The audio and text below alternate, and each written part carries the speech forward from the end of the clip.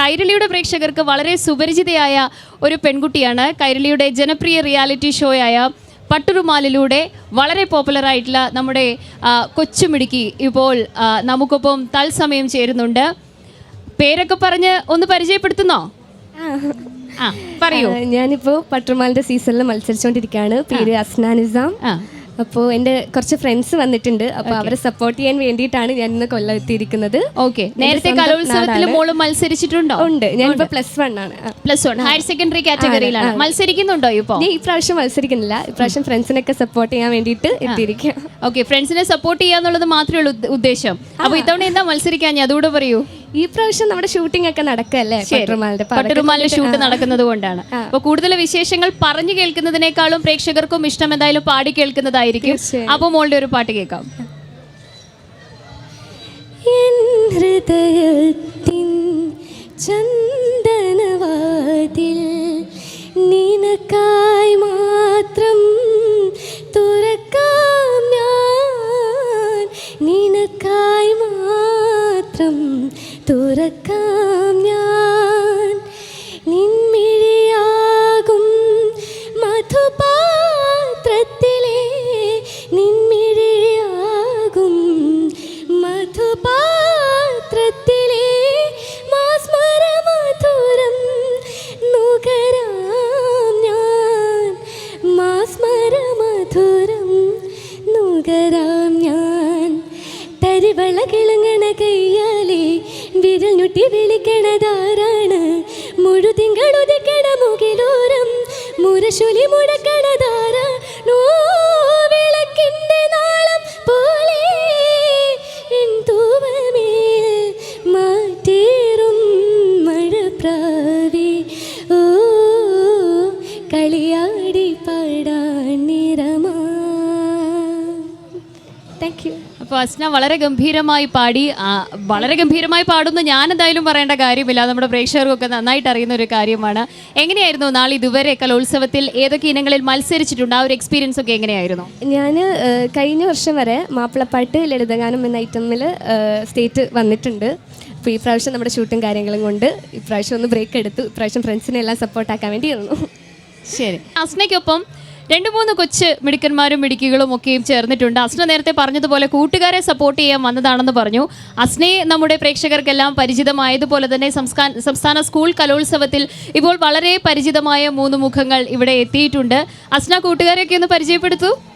ഇത് ദേവനശ്രീയ, അവള് ലളിതഗാനം A ഗ്രേഡ് ഉണ്ട്. ഇത് കൃഷ്ണശ്രീ, അവൾക്കും ലളിതഗാനം A ഗ്രേഡ് ഉണ്ട്. ശ്രീഹരി, ലളിതഗാനം A ഗ്രേഡ് ഉണ്ട്. ഓക്കെ, അപ്പോൾ 3 പേർക്കും ലളിതഗാനത്തിന് A ഗ്രേഡ് കരസ്ഥമാക്കിക്കൊണ്ടാണ് അവർ കൊല്ലത്ത് സംസ്ഥാന സ്കൂൾ കലോത്സവത്തിൽ മാറ്റുരച്ച് പ്രതിഭകളായിരിക്കുന്നത്. അപ്പോൾ ശ്രീഹരിയാണ് ആദ്യം പാടാൻ പോകുന്നതെന്ന് തോന്നുന്നു നമ്മുടെ പ്രേക്ഷകർക്ക് വേണ്ടിയിട്ട്, അല്ലേ ശ്രീഹരി? ഓക്കെ, ഞാൻ ലളിതഗാനം തന്നെ പാടാം. ഗോദാവരിയുടെ തീരങ്ങളിലെ ഗോമേദകമണി സന്ധ്യകളെ, സീതാദുഃഖം ഉറഞ്ഞൊരു ഗാനം ഛേദസ്സിലുണ്ടോ പറയുക നീ, ഈ താപസമെന്നിൽ ചൊരിയുക നീ. ഗോദാവരിയുടെ തീരങ്ങളിലെ ഗോമേദകമണി സന്ധ്യകളെ.